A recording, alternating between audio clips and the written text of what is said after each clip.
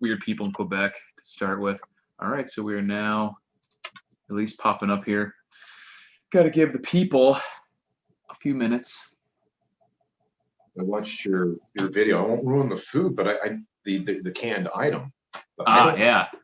I don't have that in Canada. We don't have that. I'm sure. Yeah, I mean the brand is less important than in general the idea. I like that brand specifically because it what you guys what we're talking about, if you're just popping in, is I made a video about one of the best canned food items that I think that you can store because of the macro profiles, the price, that sort of thing. But brand is less important. If you can get those same things from another brand, that's cool. I just like that brand because it doesn't have corn syrup or all those other adulterants that they tend to cram into modern food to make it cheaper and shelf stable and things like that. So the calories was a big one too. 600, I think. Right. You said? Yeah, 660, I think, which is a lot for a canned item. Like a can of Spam, I think, is like 900, so that's really good too. But Spam is significantly more expensive usually than this canned good that I mentioned on the channel, so you guys can check that out. This one that I mentioned, I'm not going to give it away. You guys have to go look at my video. Yeah, but it was like, yeah, if you can find them at Walmart in my area for like $1.88 or something like that. So it's a pretty good deal for the price. So I'll let you guys go figure that out. So yeah, so we were talking about who we got here yet? No one's mentioned anything in the chat yet. I saw that 16 people were watching. Maybe they're just being shy. The typo. How do I retract my message? Is it good, everyone? Oh, I don't see that yet. Maybe it's not loaded. I just said hi everyone, and it. Oh, there we go. Now they're showing up. Good deal. Everyone. Mine wasn't loading. Everyone was talking, and I haven't even. Here we go. Yeah, it's now it's like there's like 20 messages. Sorry, my computer is being slow. I was sitting here talking about no messages, and you guys were talking up a storm. So welcome everyone. As always, we may or may not have a guest tonight, so stay tuned for that. Will be exciting if we do. Where is this? Is this loading for you? My computer is doing this, like the Predator thing on my phasing out. Yeah.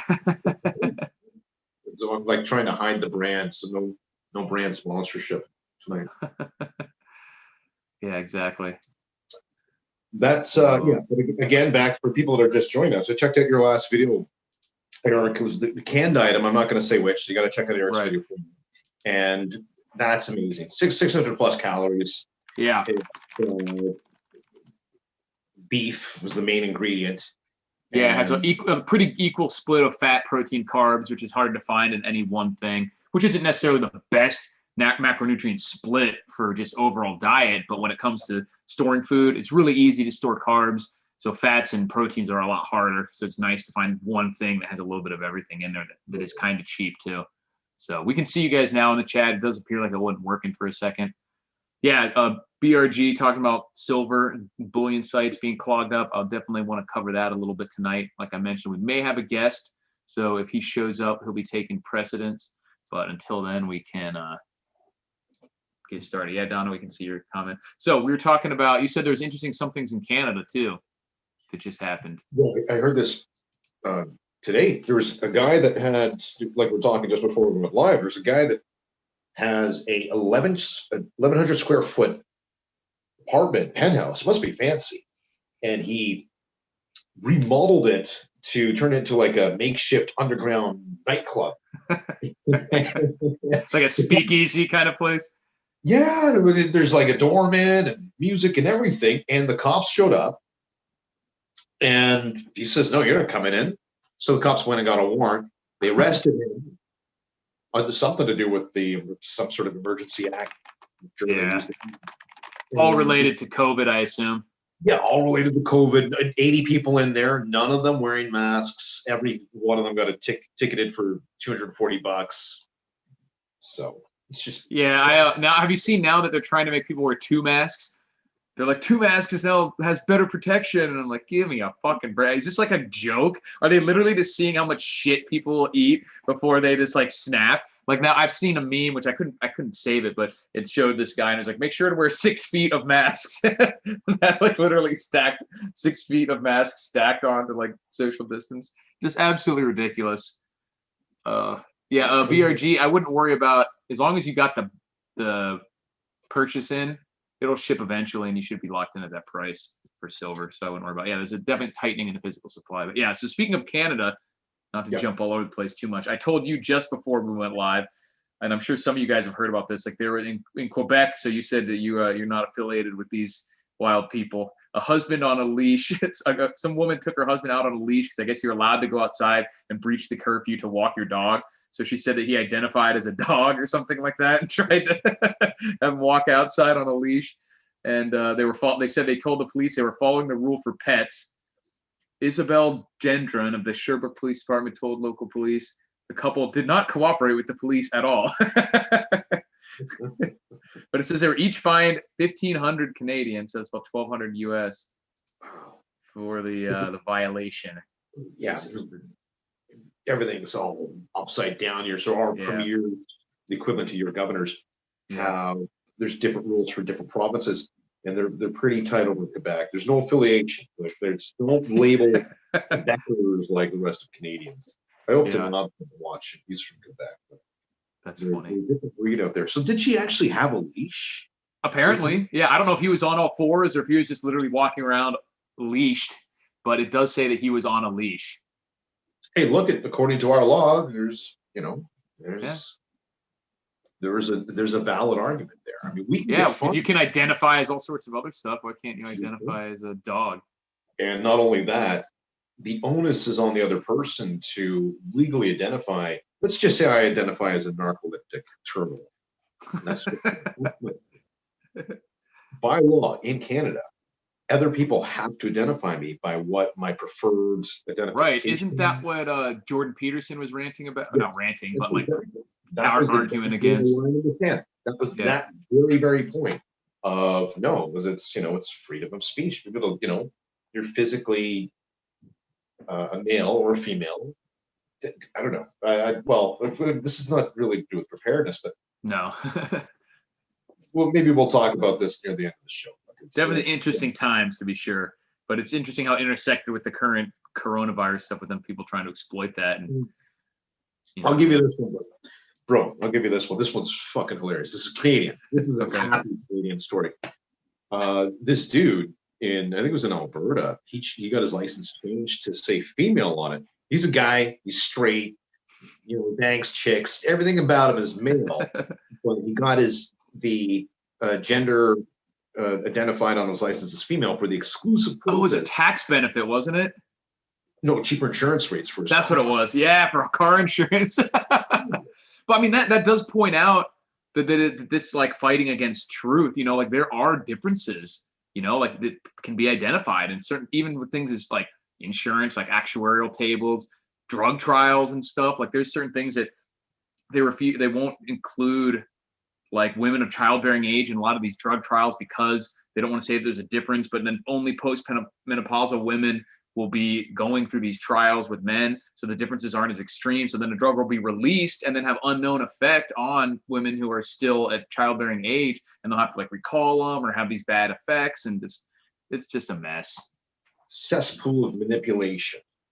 Yeah, and speaking of manipulation, I'm assuming you've heard of, this is more preparedness related, but heard of all the crazy stuff that's been going on with the U.S. stock market and GameStop and everything like that. Have you heard that at all? I've been doing some research into the virtual currencies. Okay.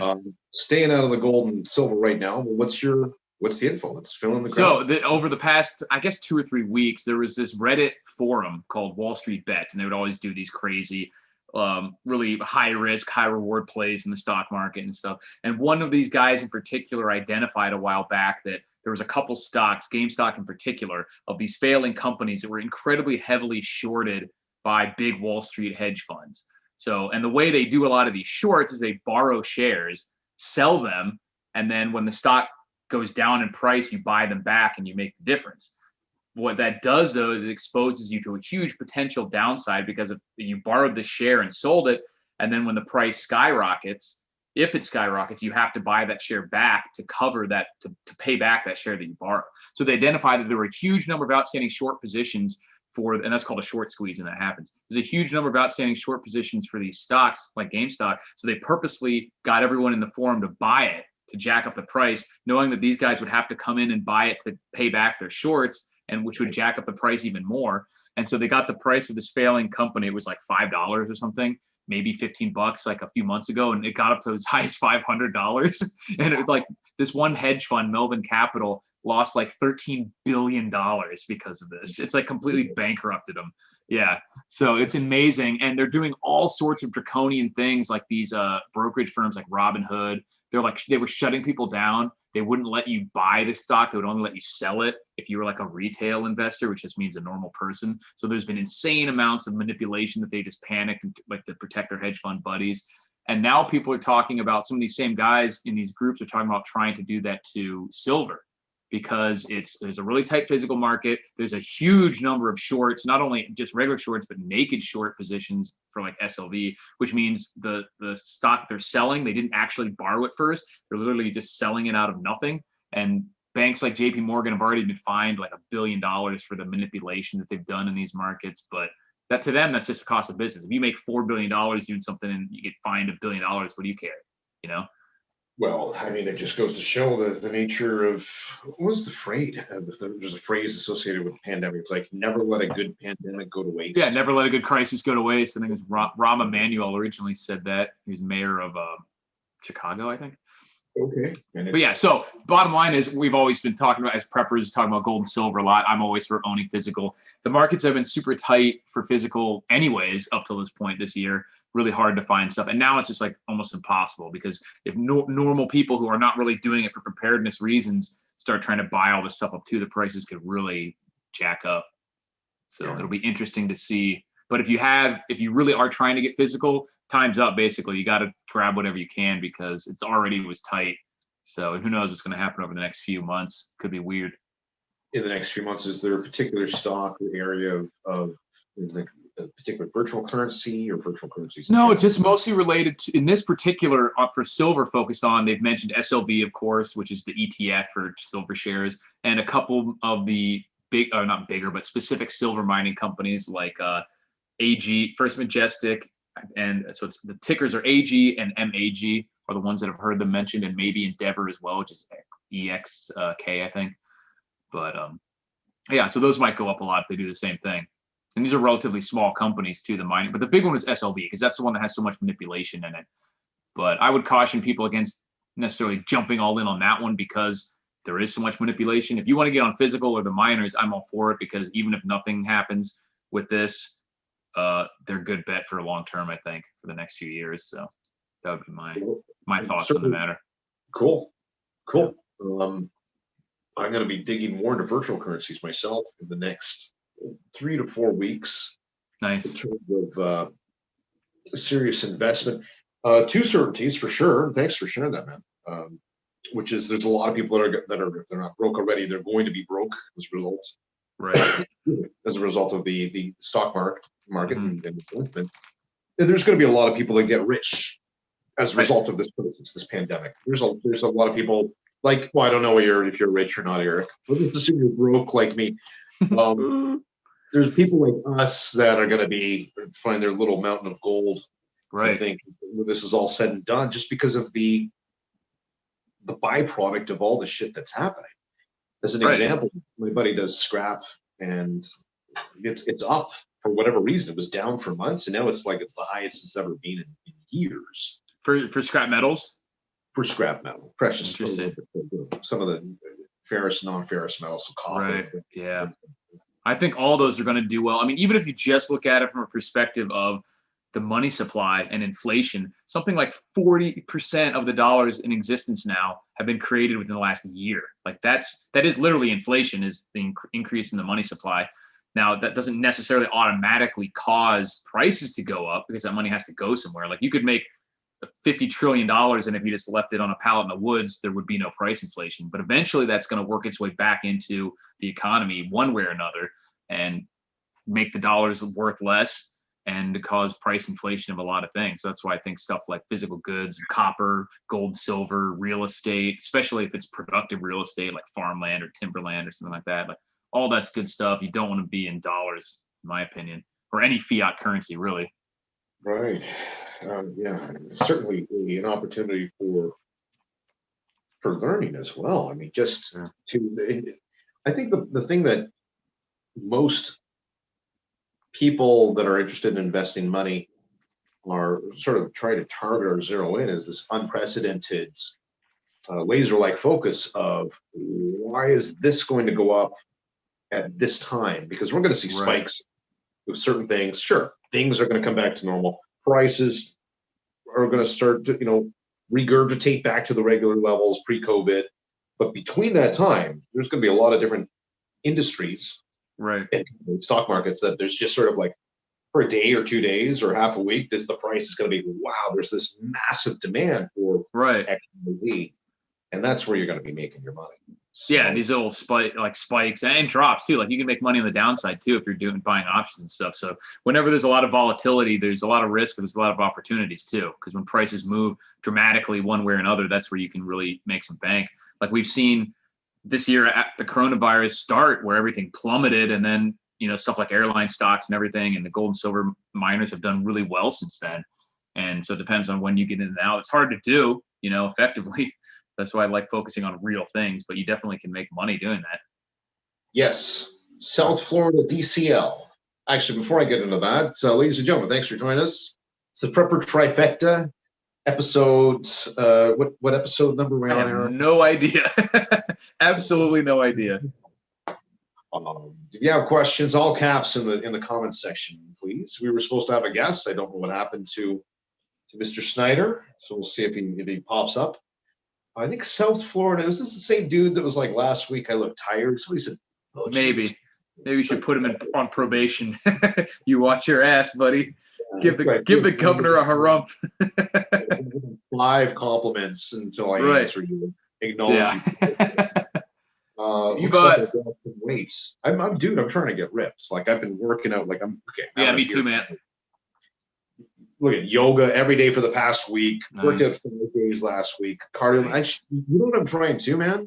Is and I'm going to pick this up from the library because the book was like $40 fucking. Is that Dr. Tanaka book from Bug Out Dan? He was talking about the slow jogging process from this. Yeah.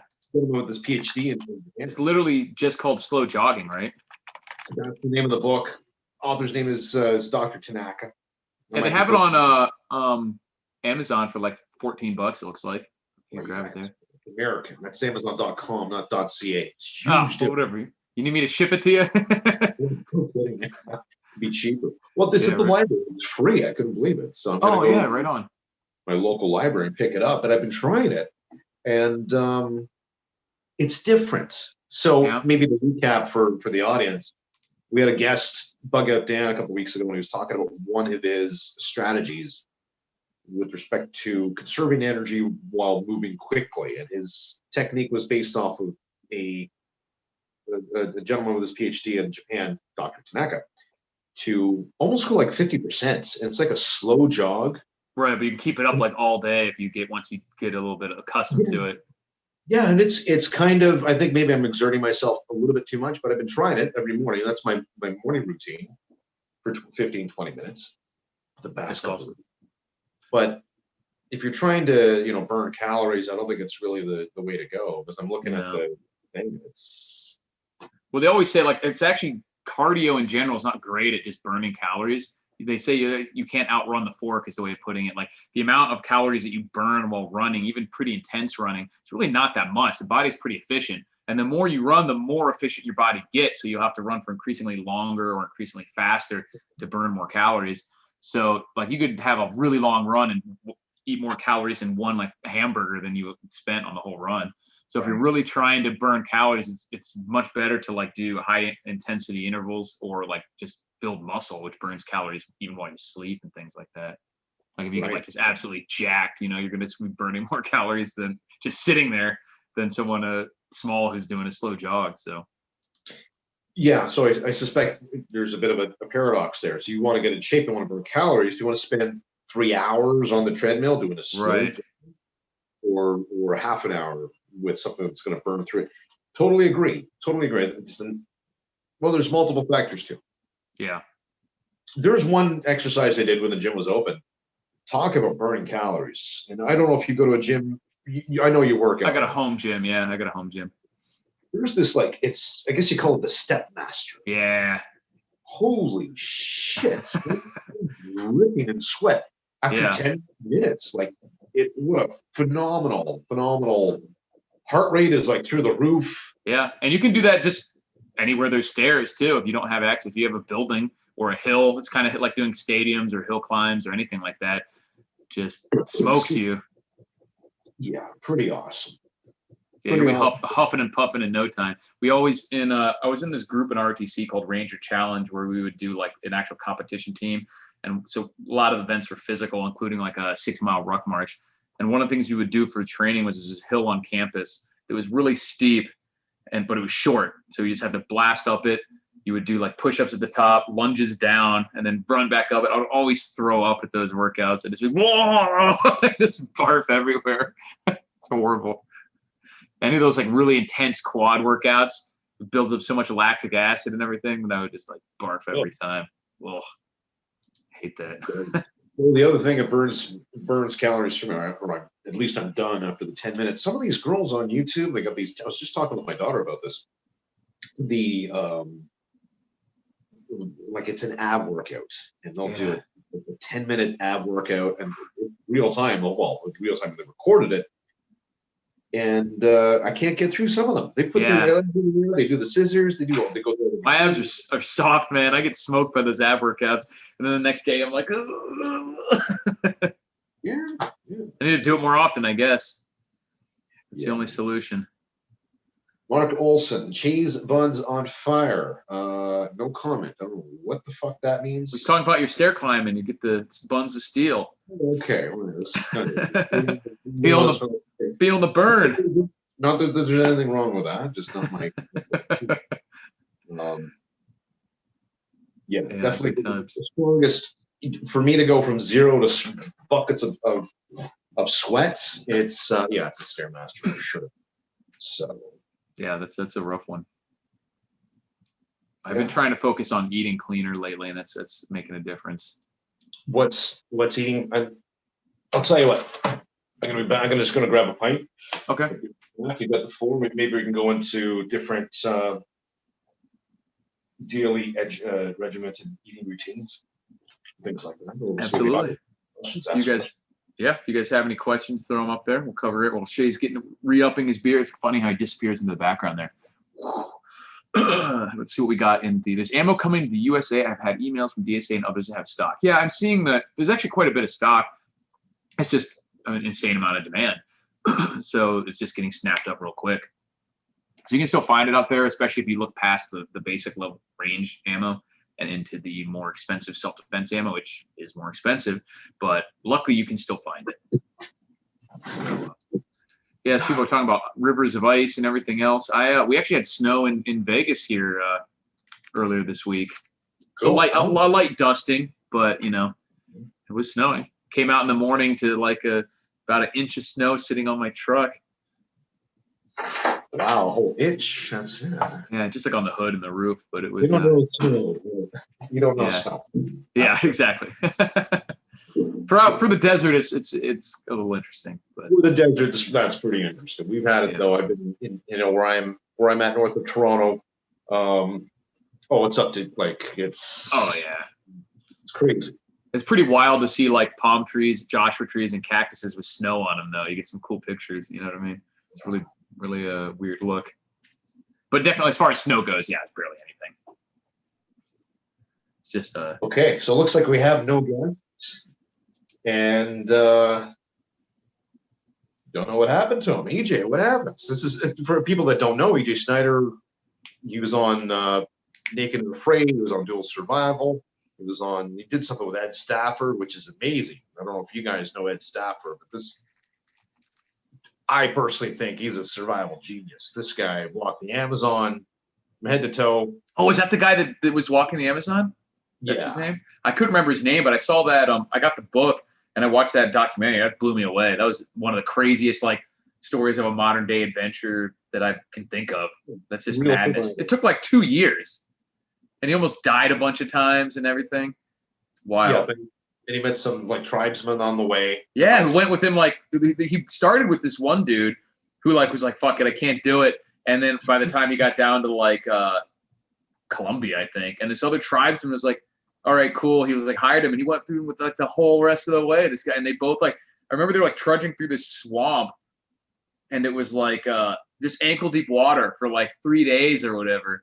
And they're just soaking wet. And they got some kind of fever, and the guy was just like barfing in a super high fever. And then they're just like, well, I guess I'll keep walking because you're out in the middle of the jungle. And they're like, I might die, but they just like threw up, and I had to sit there for a second, and then just had to keep going eventually. I was like, this is insane. It's genius. Like that. Yeah. That's the real McCoy there. You know. Yeah. It's definitely in the top 10. Yeah, he had like they only had like a tiny bag of rice that was running out, and then he accidentally like spilled some of it, and they were like, no. Had to like shoot monkeys for food and stuff. Like it was wild. Yeah, I remember he had another. I read one of his books. I forget what's the name of the book, but he was talking about how he was on an island for a bit for, I forget the duration. It was a few months, and he had to survive. He did no contact with the film crew. He would swap tapes out and batteries. I guess he would do it every Monday in the morning. They would show up in the afternoon, sort of thing. So he created the boundaries, the foundation. So it was a very realistic survival experience that he had, and I was just blown away at this man's the integrity that he went in that respect, and how humble he was even in the book. Talking about this like grass skirt to cover. Oh, he was naked too. I think he was, did he have nothing? Maybe he had a knife. I forget what he had. I don't know if it's just like one knife or like zero. It was nothing. Wow. It's just okay. Drop me off naked on an island for a month or 2 months or 3 months. That's really good. Google that, ladies and gentlemen. Ed Stafford. Buy his books. Yeah. And quite the survivalist. That's for sure. Yeah, that was a wild story. Crazy adventure for sure. You don't think about stuff like that even existing anymore, like Lewis and Clark style expeditions that you can do where literally no one else has done it before. Yeah, not really. There's a lot of hold handing. I mean, we've got YouTube as well, so everybody can sort of go through visually and say, well, this is what you have to bring with you. There's a lot of, you can transcend and educate people a lot better this day of age compared to 15, 20 years ago. So there's definitely a softening of the psychology. Yeah. Someone says, sounds like he was unprepared. He definitely wasn't unprepared. He just had encountered an predictable amount of crazy stuff. Like had to go through drug cartel territory and stuff like this. Like all sorts of unpredictable stuff, happens to you. And you can't carry, it says, like I'm looking at the cover of the book right now, it's 860 days. You obviously can't carry 860 days worth of food and gear with you. So you have to at least find some of it along the way, and things happen. Like I said, like you get fevers and parasites and all sorts of other stuff that, walk the entire length of the Amazon. It's quite a feat. Naked and Marooned. That was the one that I read. Oh, he's got a few books out. So, cool. Yeah. Anyways, let's maybe gear this conversation something a little bit more. Matthew Stone says, no, I'm not Googling naked on an island. Sorry. Where's your sense of adventure? Yeah, that's pretty hardcore. I mean, that's I could only dream of doing something like that. You're young enough, you might actually be able to do something like that if you wanted to. Not that young. Go. How old are you? Or do you want to not share? No, that's fine. I'll be 37 in February. Oh, wow. Okay. Yeah. So if you had the opportunity, I just managed to keep all my hair, so I'm looking good. Yeah, okay. You say if you make it to 40, you'll be okay. Yeah. For a while. What South Florida DCL, Jay, is that 34 hours ago? It was beer 34 hours ago. I don't know what the beer 30 is like you just say like, oh, it's time for beer. It's instead of like 12:30, 1:30. It's beer 30. Oh, doesn't mean it. Doesn't mean anything.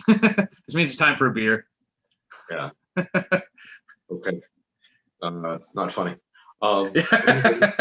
Sorry. Anyways, if you had the chance, I mean, we'll put it this way. The E.J. Snyder was supposed to be on tonight. He was on these shows. You've seen a bit of them. I think you were talking about the Brother show, Big Brother. Mhm. Potentially getting in on that show. If there was a show that you could, let's just say it's Dreamland, and Eric, you could go into this show. Which show would it be, or would it be your own thing? Would you Any want to show, or just specifically like preparedness related? Oh, sure. But, any show. What do you think? Family Feud or Well, something? I don't know. That's what I was asking. We'll stick with preparedness related. Honestly, like I'm not by any means a wilderness survival expert. I would consider myself far more knowledgeable than the average person, but I'm not at the level where I could get dropped off naked on an island and probably do that well. But I really like the setup that Survivor Man did on his show, regardless of how set up it was or not, where he was just one person out there by themselves. But that's not really like a competition show. But I guess I'm not really familiar with all that many of these shows. The only ones I know of are like Bear Grylls, Survivor Man, Naked and Afraid, and like there's that one, The Colony, that there was supposed to be like Mad Max style post-apocalypse or something. Did you watch that? I watched part of it back when it came out. It was obviously so set up, you know what I mean? Yes. Yeah, I got that impression too. It was an interesting concept. They had a series. It was a cool concept. They had two runs. Mm-hmm. Or I don't know what you would call it. Two series or two. You know what I'm trying to say? There was seasons. There we go. Right. I don't know what the hell's wrong with me tonight. In 2 seasons, they actually had a third, and somebody died during the production, so they didn't release it. Oh Unfortunately. wow! I did not know that. But it was a very interesting concept sort of show because dual survival, Survivor Man, Les, or Rainiers, or Bear Grylls, those are all sort of surviving in the woods, naked and afraid, surviving. Right. It's all wilderness survival. Wilderness survival. But The Colony, and folks, if you haven't seen it, you may want to check out season 1 and season 2. It's kind of dated now. It's a few years old, but yeah, it was the first thing that sort of combined surviving in an urban environment. Right. So that would probably be my choice because it's not strictly speaking. You of course always have those elements of wilderness survival, but it's not just throw somebody in the woods and see if they can make it, because that's obviously important. But for me, my preparedness is not specifically focused on wilderness survival. You know what I mean? So it's which would be the case in reality for most people. They're not going to run into the woods. You're not just going to all of a sudden be like, it certainly is possible. You need to have those skills, and some of them might come into play, starting a fire, building a shelter, skinning an animal like that. Those skills can come into play even in a city if you catch a pigeon or whatever and need to clean it and cook it. But exclusively, for like a normal, especially in the US, like you're never more than 100 miles from a McDonald's, allegedly, let alone other types of civilization. So I think having those elements added to like dealing with other people who are potentially hostile, and all power generate, all this other stuff that they dealt with, sanitation, that's not strictly speaking just out in the woods. So that would probably be my choice. Yeah, good choice. Good choice too, and an opportunity to invent or MacGyver, which I think with limited but some man-made resources. So in the woods, you're not going to have that many resources. Yeah, you're not going to have like sheet metal or big plastic jugs and other things like that, or derelict vehicles, things that you can use like that for the most part. Yeah, that you could cannibalize to make. You're not going to have to worry about bartering or dealing with another encampment or something probably as often. Yeah, Destiny says alone. I say fuck alone. It's a bullshit show, and it's fake. That's what I say about alone. Someone says, pigeon. I've always think every time I look at those things, I'm like, that would not be much of a meal, because even if you have like a rotisserie chicken, like you could demolish one of those things in a day, and that's a pretty fat bird. So if you get a pigeon, you're not getting a lot of meat off of those things. Well, I shouldn't say we. What I'll say is, some years ago, partaked in a exercise. Got to be funny with my words because I don't want to say anything that could be incriminating. There's just, you guys got seagulls down there. They seem to hang around McDonald's. They eat the French fries people food. Right. And we had an opportunity to try one, and they actually call them shithawks because it's a shit tasting bird. Yeah, they're always around the dumps out here too, like the landfills and stuff. Yeah, they eat Yeah, little, like they're like rats. Yeah. but it wasn't too bad. It's a red meat, and it was probably about the size of, if you could make a fist, maybe about half the size of your fist in terms of the total amount of breast meat that you could get out of it.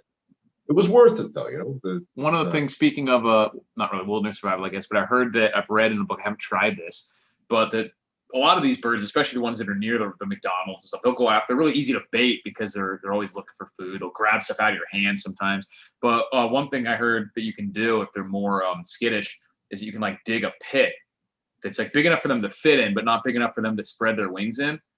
And then you put a little bit of food around it, a little bit in the pit, and eventually they jump down in the hole, and then you just run up to them like, "Whoa, fuck you!" And they go to fly, but they can't open their wings, and they just spaz out, and then you can like spear them or just grab them. So I'll have to try that. I'll have to try that. We were doing a survivalist exercise for Alone, pre-production of series 2, and they said, okay, make some traps. You got 2 hours, make a bunch of traps, right?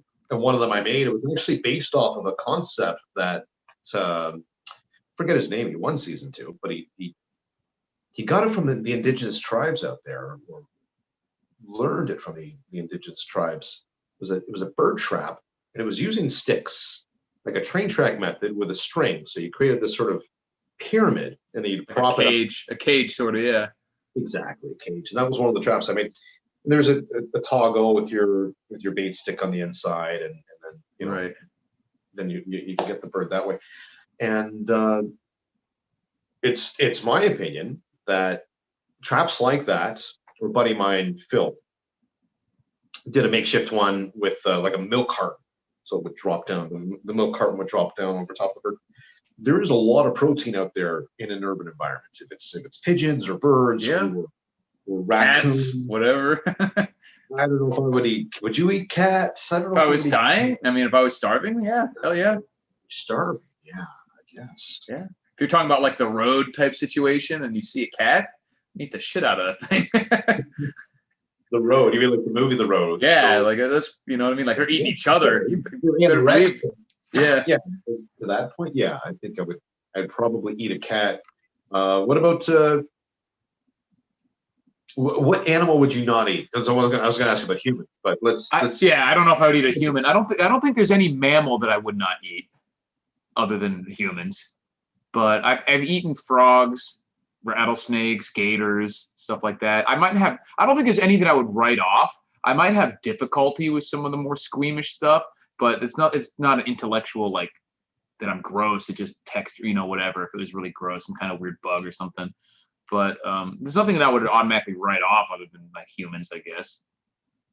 But I would try to go after mammals, birds, bigger reptiles, fish before I got into the weird stuff. What's the weird stuff? Probably the bugs and invertebrates, you know what I mean? Worms, grubs, stuff like that. But as long as it was crunchy, I think I'd be okay with it. Like I've eaten crickets before. They sell them, like dusted with chili powder or whatever. That doesn't bother me when they're dried out like that. The concept of eating it doesn't bother me. But like a gushy grub like squirming around in your mouth, I think I'd try to, if I had got like worms or something. I've heard you can put them on a flat rock next to the fire and like just dry them out, almost make like jerky, mix them in with a stew or something. I think I'd do something like that. Yeah, agree. That would be the most difficult part, is if you've got something that's slimy and squiggly, gushy and raw. Yeah. Yeah. Yeah, and someone mentioned armadillo. I would probably stay away from some animals for health reasons, like they're known to be carriers of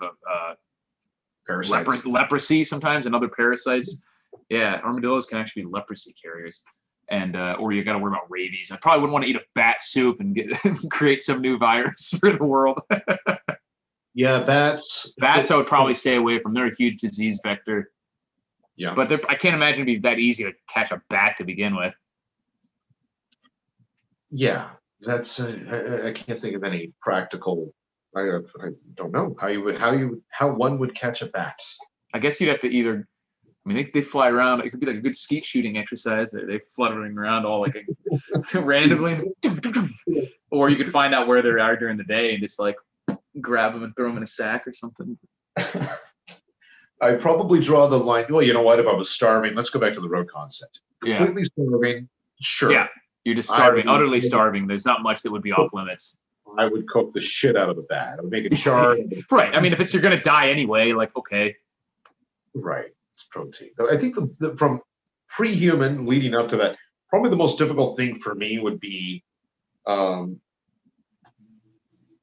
puppy. Like just like a something that like a little cute little puppy, would be kind of tough. Yeah, that's probably it. Yeah, I don't know what it is. I think depending on where I am, it's not really an issue in the U.S. But I think monkeys or apes might be weird because they're so humanoid. That's they're like true, skinning it and stuff. That would just kind of weird me out, maybe. But again, if I'm starving, it's whatever. Those like dogs, I wouldn't want to eat a dog. That would like their weird hand in their face and everything. But the dogs would be last on my list, obviously. But it wouldn't be off limits if I was gonna die or my family was gonna die. Hell yeah, I'd eat a dog. Wow. Yeah, definitely can't. I might eat a human before I eat my dog. There you go. There you go. They say too, it's the. You seen the? Oh, go ahead. The quads, the ass. Yeah, right. The ass meat. Yeah. Have you seen the Alex Jones clip where he's talking about his neighbors? And he's like, "I will eat your ass if it comes to feeding my family." He's like talking about looking at his neighbors and sizing them up for like feasting on them during the apocalypse. I definitely recommend looking up that clip. It's amazing. And Alex Jones is different characters. Probably some people, the viewers that are following him religiously. Oh yeah, it's great. He's very loud and he gains attention that way. It's funny, like you're going to treadle on your words or what you say carefully because you don't want to piss off. Well, he's already canceled from everything, so he doesn't have anything to worry about now. We can go down that wormhole too. I mean, like, what the fuck happened there? It was obviously a collective thing. It wasn't like one day YouTube, one day Twitter. It was like the liberal left powers that be that control social media, had a little board meeting and said, we don't like this guy. And that reminds me, not Alex Jones, but the dog thing. Was it you or somebody was talking about?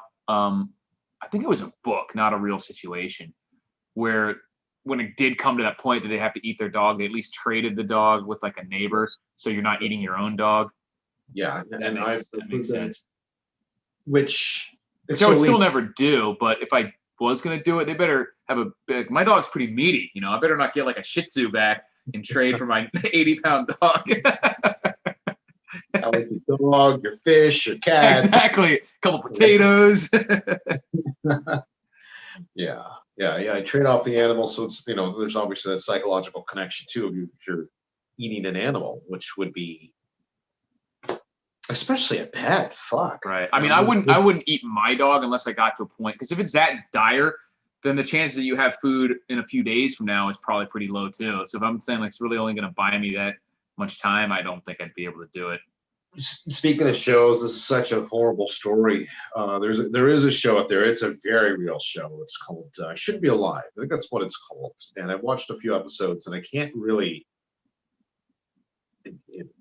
They're real survival situations. They're not even necessarily survivalists or preparedness individuals. Oh, just people who have survived like crazy harrowing experiences and things like that. Yeah, I got bit on the dick by a rattlesnake or whatever, and then I was lost in the desert. And Goals were purple for 3 days. Size of a basketball. I had to walk out of there and I ran out of gas. Yeah, stuff like that. And I can attest to it being true, because some of these guys, they get stuck up in the like top of mountains and they run out of food and water, and then at the end of the video, they go back and they've got no fingers or feet because of the frostbite. So because of the specific incident. Holy shit. Yeah, I read back in high school and early college, I was on a kick where I was soaking up all those their books, but same thing, like all these true wilderness survival stories that I could find. And there were some crazy ones. And one of the most insane to me was the guy who like had the world record for the most time lost at sea. It was like 187 days or something like that he was on this like 6-foot round raft, and like the stuff he had to do to survive was madness. Was he Mexican? He was like a Spanish guy? I don't know. That was more recently, and that supposedly that he was gone much longer than that, but some people doubt his story because he was like too healthy. Yeah, he's like fat. He was like fat. And this guy was like a Holocaust victim when they found him. the guy who was like, the story was verified, and he was having to like, because it was literally like just a life raft from his sailboat. So it was like 6 or 8 feet. And he had the thing that's really like completely saved his life was they had this little floating solar still thing that was part of the kit that you could like, you inflated it and would like float it out on the seawater and it would like evaporate. It was a solar still and it would make several ounces of water a day from the seawater. And he would have to like he'd have to eat all the fish raw because he had no way to cook it. So he had this like little spear gun thing and he had to patch up the raft a few times because it got like damaged. It was a harrowing tale and it's insane. How did he finally get rescued? Eventually he drifted into some area where some merchant ship saw him. Complete luck, basically. And I think it was one of those that he was like not in a good like area for traffic, and if he had like missed that boat, he would have been like totally fucked. Like just never would have found him. 2 months. Yeah, it would have ended. Yeah, it's the gentleman I met down in the States. His buddy died on the boat, so he had to deal with his dead corpse. And I remember him describing the birds would land, and he would become friends with the birds that landed on his boat. Yeah. And he one day just made them feel comfortable, and one day just grabbed it and had to kill these, the friendliest bird that would get up to him. Yeah. On the this might be the one. It says 438 days. Yeah, that's a lot longer than I thought. Has he got a beard? Well, I guess they'd all. Oh no, this is the one that you're talking about, I think, because this is a much more recent book. It was an astronaut. It was a very, very. The guy doesn't speak English either. Yeah, and he was, like you said, he was kind of chubby still, and like, yeah.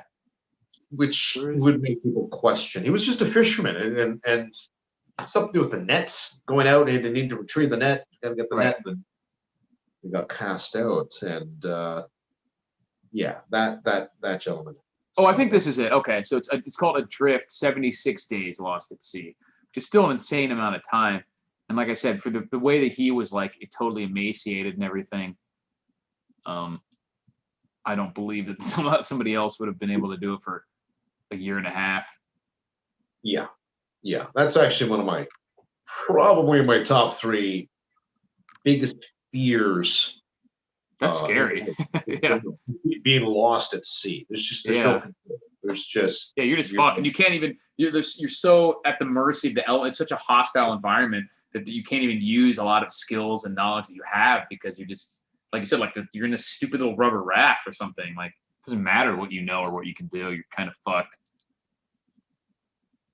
But yeah, that's a great book. Adrift, 76 Days Lost at Sea. Pretty wild. I'll have to see if the library has it. And I don't see many questions. There's a lot of people just yapping in the background here. We're just having fun with each other. We're just unneeded right now. They don't need us anymore. Well, I think we're getting up to this definitely flew by. Another 10 minutes to powwow here, but I have a couple. Sorry, I keep interrupting. I have a couple memes. Let's do it. Dude, I don't have that one with Trump. I don't know what it is. It's just the finger one. Yeah. The finger one. That's the meme of the month for me. That one's good. I know I've shown some of these already, so I don't. You'll just have to bear with me if I. That's good. And we got to get the audience's attention. Yeah, right. Meme time. Like, okay, all right. Meme. Here we go. You ready? Have I showed you this one before? Where the guy says, "Modern life sucks so much. I wish I lived in the past," and then says the past, and the guy's getting a spear up his ass. Like, you got a pretty good guy, all right? Just relax. Yeah. And the next one is How to Make Money. The book just says work, and he starts crying. Story of my life. I think I showed that one before. And then this one, when you and the boys have been labeled domestic terrorists, but the CIA still hasn't sent you your pallet of cash, crates of AKs, and fleet of Toyota Hiluxes. You're like, where is it? If I'm a terrorist, you seem to like supporting the terrorists, right? And then we've got take the vaccine or lose your driver's license. Me. He's goddamn right. Then we got, yeah. Then we got maintain social distancing, 6 feet, 6 feet, 6 feet. Calm down, Pythagoras, calm down. little trigonometry joke for you there. Every distance is 6 feet. And then we got QAnon believers when the big date comes and goes and literally nothing happens. Oh yeah, it's all coming together. And we got, I don't know why, but this would crack me up. Has nothing to do with anything. Just says, open up, it's Jesus. And he's like rapping the 45 on the door. Pretty and good. then we got flexing in 2019. You got all the cars. Flexing in 2020. You crates of ammo. Awesome. That's another one I think I might have showed already. This one cracked me up so much. I'm going to see if I can get to where you can't see it all. It says, Paco Gutierrez, age 9, always wanted a Nintendo console. However, due to being extremely poor living in Venezuela, it was just a distant dream. Using his creativity and with the help from his uncle, he made a cardboard Super Mario game and posted it on YouTube. And the video went viral. Thanks to the video, Nintendo CEO Doug Bowser personally traveled to Venezuela to give Paco a cease and desist order and sue his family for $200 million. It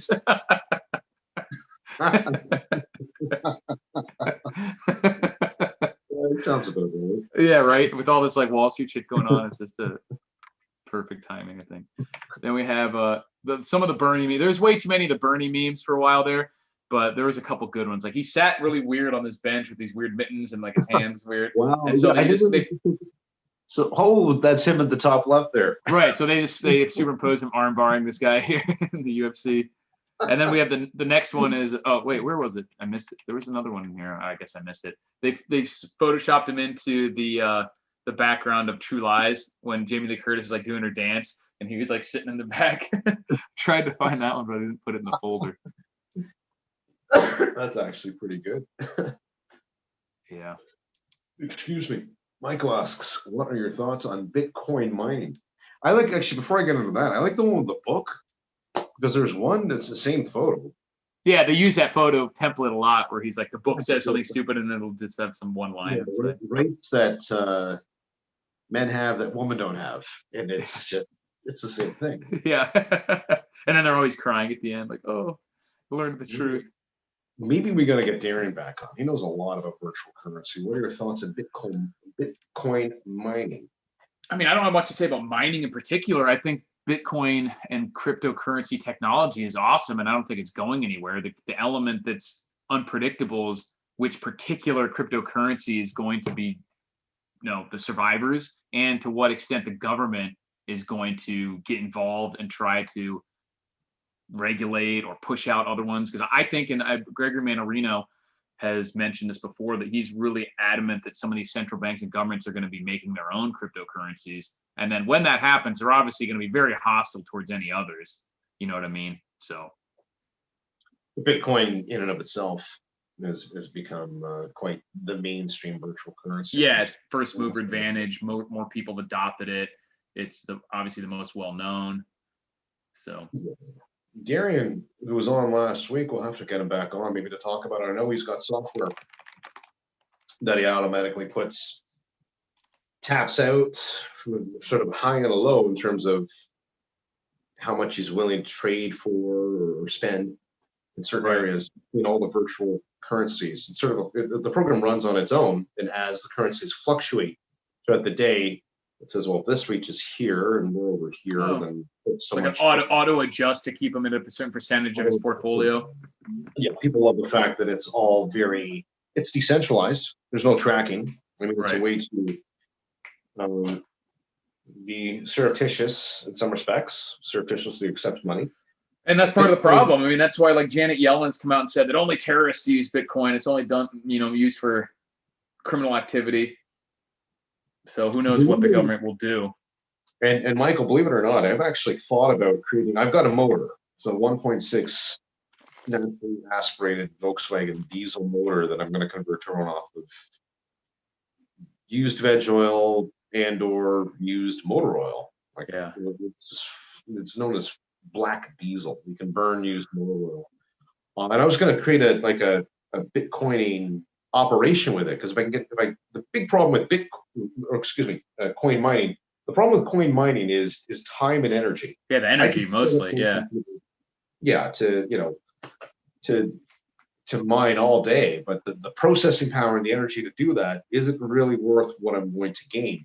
But it could be if I've got a 10 kilowatt generator that I'm not paying any fuel for. So Now, can those engines just burn the fuel almost directly, like the old oil, or you have to process it somehow? Like filtration and heat are the two big keys. So with used motor oil, you'd have to filter out anything anything under 10 micron is the ideal size. And will it just burn? Particles for the most part, right? Yeah. And diesels, the gentleman named Diesel originally designed the diesel motor to run off of peanut oil. So if you're to take a peanut, literally like peanut butter, and crush it and extract that oil, that was the original fuel for diesels back in the day. And the 30-second crunched version is that if you can take any oil, sunflower oil, vegetable canola oil, olive oil, doesn't matter, as long as it's filtered down to, I'd say, at least under 10 micron. Well, it depends on the vehicle, because the nozzles and the injectors are bigger. Right. The certain engines, certain vehicles, certain gear ranges. As long as it's filtered down to under 10 micron, and as long as it's preheated, viscosity is smooth, you can burn any diesel. And to give you sort of a more of a visual context with respect to preheating, oils, it's like a stick of butter. Maybe, I don't know if this is the case in Vegas, where you're at, Eric. Where if you leave like a stick of butter out on the table here in Canada overnight, it'll solidify. Rock hard. Yeah, but if you heat it up, guess what? It's the viscosity is able to. Interesting. So, not practical to Bitcoin or mine anything unless you've got free hydro, in my opinion. Yeah, here we have an interesting comment from Desolator Magic. Had some numbers for that. He said his 1080 Ti mines about $2 per day on $1.20 of electricity. So he's got some wiggle room there, making about 80 cents a day. So if you could eliminate the electricity element of that, or significantly decrease the cost, there's always going to be some cost associated, even if you have to drive around collecting the motor oil or whatever. But if you could cut that in half or whatever, make it 50 cents a day of electricity, that significantly adds to then you're only having to really worry about the initial outlay of the computer equipment. Yes, that's right. Processing power, exactly. And it's plausible. I mean, it's certainly plausible to mine Bitcoin, but if you can get around the power and the time and the processing power, the initial startup, and have some sort of compromise with respect to the cost of the operation, you need an in. You couldn't go out to buy your gas, and buy computers, right, all together and sit there and make money mining. It's not going to happen. No, we're not going to break even, in my opinion. Interesting stuff. Cool. We're getting about the hour mark. Does anyone else have any last minute questions? Yeah, I guess that's EJ. I don't know what happened with him. Yeah, maybe we'll get him next week. I have a few people I'm going to try to get on in the next few weeks as well. So it should be exciting. Mark Olson, I had a VW diesel to burn 100% veg. You need a chip. No. What I guess maybe the newer ones you do, but not the older ones. Yeah, some of the newer ones probably just have to be tuned differently for it. But other than that, if you have an older one, probably not. There's ways to fool the CPU as well, which I did on my latest conversion. With respect to, there's like a fuel temperature line that goes in and checks the temperature of the diesel and adjusts the timing of it. And a lot of those are emissions related stuff. Like you can do smog deletions. Like a lot of those, it's controlling it to make the engine more efficient for purposes of pollution that really don't matter for purposes of the engine operating okay. Yeah, so then you can like intentionally put in resistance into the temperature sensor to fool the CPU into thinking that the diesel fuel is actually much cooler when it's substantially hotter because we're putting veg oil in.